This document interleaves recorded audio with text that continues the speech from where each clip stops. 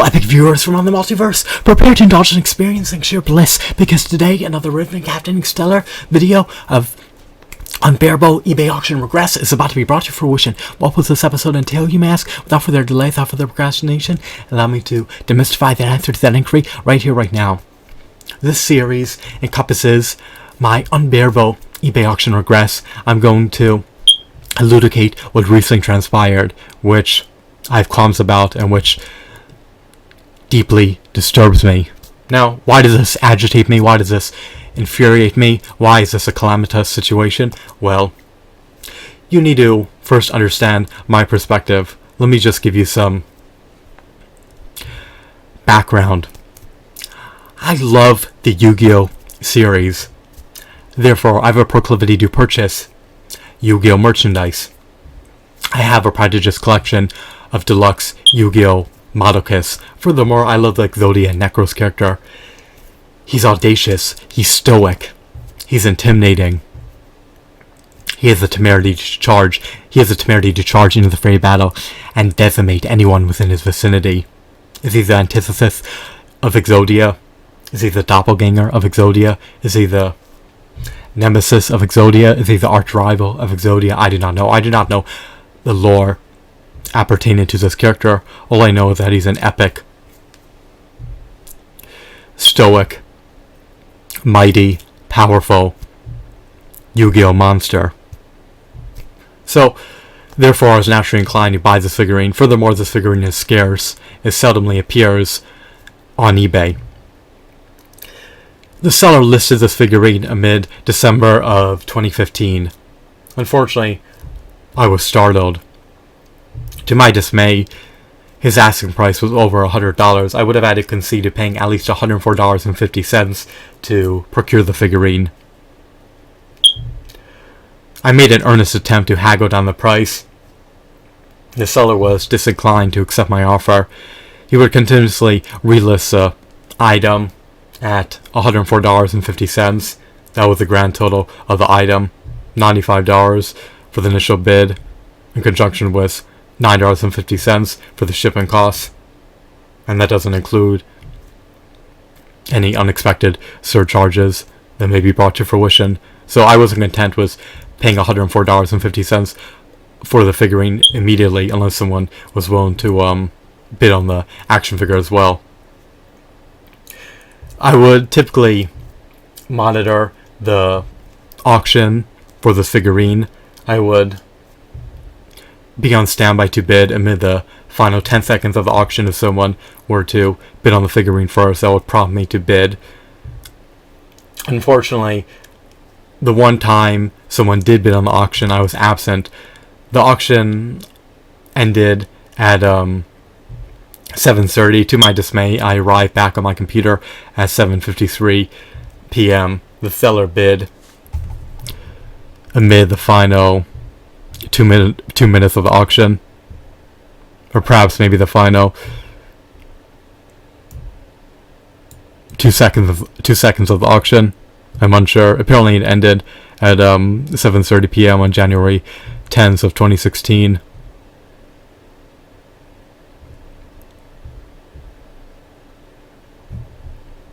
And he seemed to bid within that minute.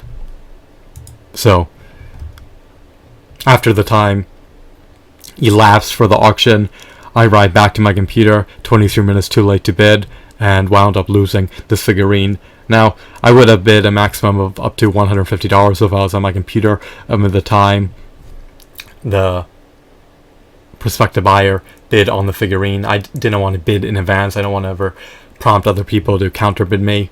I was hoping that I could procure this figurine for under $104, but I would rather pay up to $150 and not procure this figurine at all. So in other words, because I pushed my luck, because I didn't bid in advance, because I wasn't present at my computer amid the end of the auction, I wound up losing the auction. I had ample opportunities to purchase this model. I watched it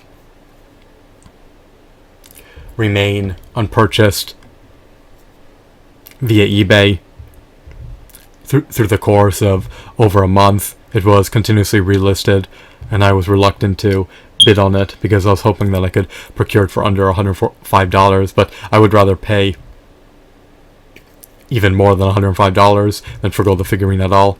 But because I pushed my luck, because I was too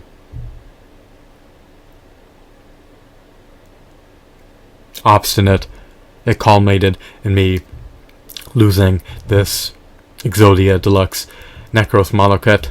It's definitely akin to an action figure. It has ample points of articulation. It has a robust design. It has high quality textures, high quality shadings. It stands roughly 13 inches tall. It towers over nearly every action figure that a typical action figure collector possesses. I just love his aesthetics. I love his hues. He contrasts eminently well to Exodia.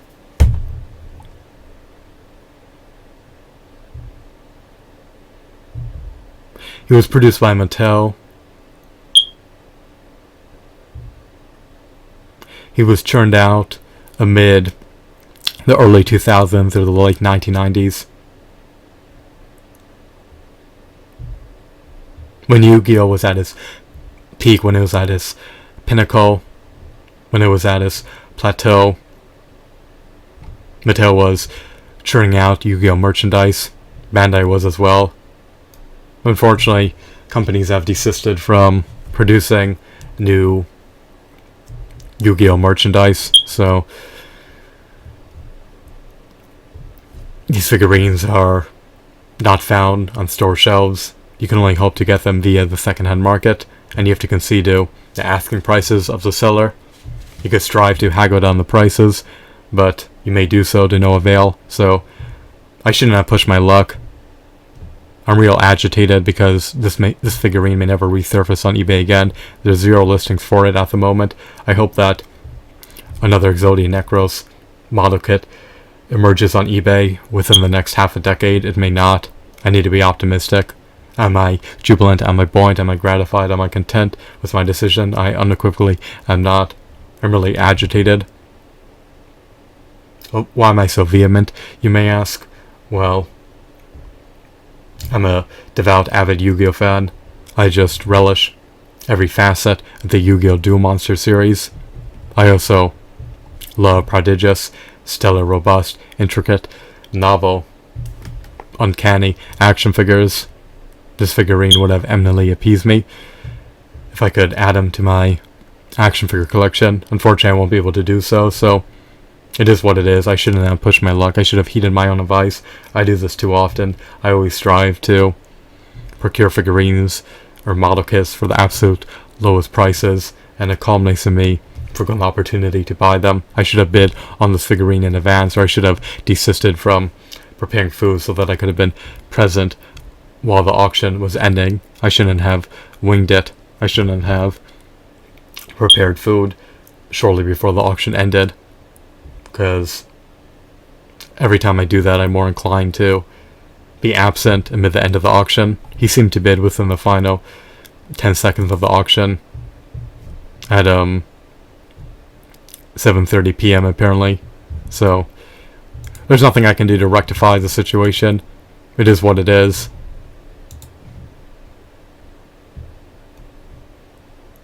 I hope that in the future this figurine will reappear on Amazon or eBay, but there's no guarantees with anything in life. The future's an enigma, the future's obscure, the future's unforeseeable, the future's precarious, so I can just hope for the best. I don't want to be pessimistic, so I'll desist from further harping on negativity. I need to move on with my life and cope with my losses, cut my losses, move on, and be gratified for what I possess, be grateful for what I possess, and not wallow in negativity because I yearn to possess more. So I should be appreciative and not pessimistic, to say the least. So, I'm sorry if this video rendered you dreary and dejected, but if you're imbued with passion, if you love the Yu-Gi-Oh series, then you can understand my sentiments. Perhaps you don't possess this figurine as well, and if you do, then you can understand my perspective and where I'm coming from. But if you detest and disdain the Yu-Gi-Oh series, then you may not be able to relate to my sentiments, which is okay. You're supposed to be a unique character and not akin to every other sentient being on the planet. So I'm dismayed, I'm agitated, I'm infuriated, but there's nothing I can do. My decision to not bid in advance, my decision to be absent amid the